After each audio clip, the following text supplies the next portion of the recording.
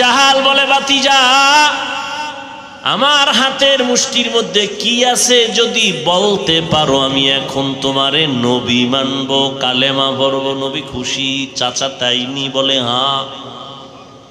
নবী কয় আমি বলতে পারবো না আপনার হাতের মুষ্টির মধ্যে কি আছে। তবে নবী একটু ইশারা দিলেন, হাতের মুষ্টিতে কি আছো একটু আওয়াজ দাও। সাথে সাথে পাথরগুলো কালেমার আওয়াজ দিল। আবু জাহিল এত খারাপ, পাথরগুলো মাটির মধ্যে ফেলে দিয়া কয় মুহাম্মদ বড় জাদুকর। হেদায়াত পায় নাই? পাইছে। কেন? বলে চায় নাই। আর ওমরের মতো বান্দা 27 বছরের যুবক তরবারি নিয়ে দৌড়ায় আমার নবীর গর্দান কাটার জন্য। 100 লাল উট, দামি উট পুরস্কার পাবে।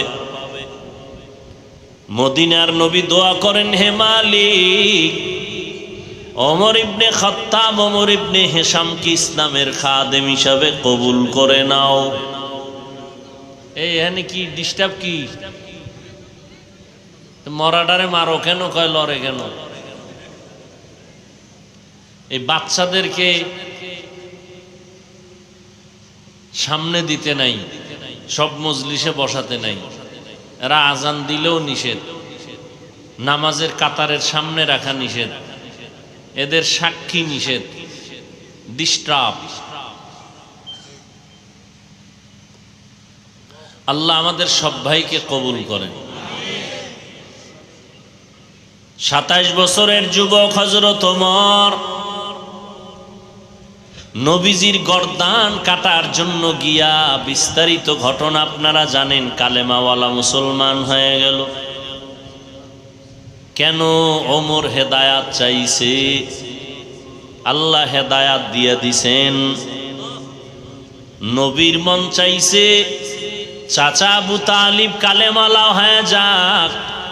নবীর অন্তর চেয়েছে চাচা আবু লাহাব কালেমা পড়ে নিক। আল্লাহ বলেন, ইন্নাকা লা তাহদি মান আহবাবতা ওয়ালাকিন্নাল্লাহা ইয়াহদি মান ইয়াশা। আপনি চাইলেই মোহাব্বতের গলায় হেদায়েতের মালা পরাতে পারবেন না। আমি আল্লাহ যদি চাই হবে, আমি আল্লাহ না চাইলে কিছু হবেই না। এজন্যই আমি বলি আল্লাহ চাইলে সব হয়, বান্দা চাইলে কিছুই হয় না। এই এলাকায় গত কয়েকদিন আগে মাহফিলের তারিখ ছিল নি? অনেকে চাইছে মাহফিলটা না হোক। আল্লাহ কয় তো গো খুশি করলাম, যা তোর একটু আরামে খাইয়ে ঘুমা। আর ওই দিন আবার অনেকের চোখের পানি পড়েছে, কোরআনের বাগানটা হলো না, কলিজায় দুঃখ। আল্লাহ কয় আজকে বৃষ্টির মাঝেও তোদের কলিজারে ঠান্ডা করে দিলাম, বয়ান শুন।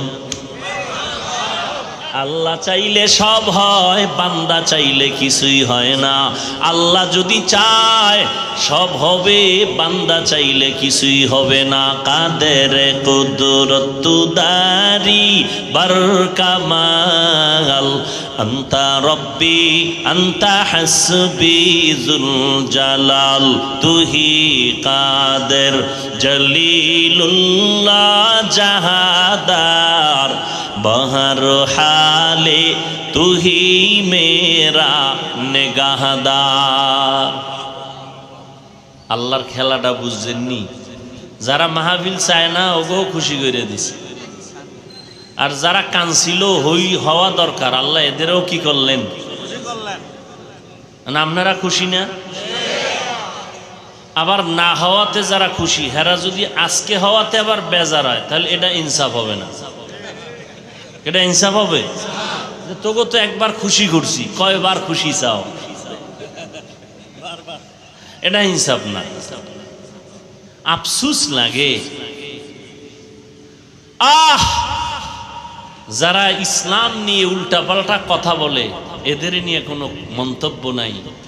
আমরা মানুষের পাও দইরা দইরা দাড়ির বয়ান করি, নামাজের বয়ান করি, রোজার বয়ান করি, সুন্নতের আমলের বয়ান করি। আমগো মাহফিল না হওয়ার জন্য পেরেশান হয়ে যায় কেমন তারা মুসলমান আর কেমন ঈমান। আল্লাহ হেদায়েত দান করুন। এই যে এতক্ষণ বয়ান করলাম, কোন পীর সাহেবের নামে দালালি করছি, তা তুমি আমারে কোন পীরের দালাল বলো কেন? এতক্ষণ যে বয়ান করলাম আওয়ামী লীগের পক্ষে বলছি, বলো যুবকেরা বলো, সত্য কথা বলো। বিএমপির সাপোর্ট করছি, তা তুমি আওয়ামী লীগ বা বিএমপির দালাল বলো কেন? আমার চেহারা দেখলে মনে হয় আমি আওয়ামী লীগ করি, বিএমপি করি, তা একজন আলেমকে তুমি দলের দালাল বলো কেন? এই বেয়াদব, আলেমকে দালাল বলার অধিকার তোকে কে দিয়েছে? মদখোরের কাছে যাওয়ার পরে যদি আমি মদখোরের সুরাত ধইরা ফেলাই তো বলতে পার আমি মদখোরের গোলাম। আর মদখোরের কাছে আলেমরা যাওয়ার কারণে যদি মদখোর টুপিওয়ালা হয় তাহলে কি হুজুর দালাল? হাটহাজারির হুজুর আওয়ামী লীগের কাছে যাইয়া সরকারি কওমি মাদ্রাসার সনদ আনছে, বিএমপির কাছে ওলামায়ে কেরাম গিয়ে ইসলামের যদি কোনো কাজ উপকার করে, এটা দালাল। দালাল বুঝো কত বড় বেয়াদব। ক্লাস 5-এ পড়ে, না হয় দাখিল পড়ে, না হয় কওমি মাদ্রাসায় কাফিয়া শারহে বেকায়া পড়ে, ফেসবুকে লিখে দিল একজন আলেমের নামে অমুক দলের দালাল। এজন্য চ্যালেঞ্জ করে বলেছি সারা দেশে যারা আলেমদের বিরুদ্ধে লেখে ওরা মা বাবার অভিশপ্ত সন্তান, ওদের উপর আল্লাহর লানত।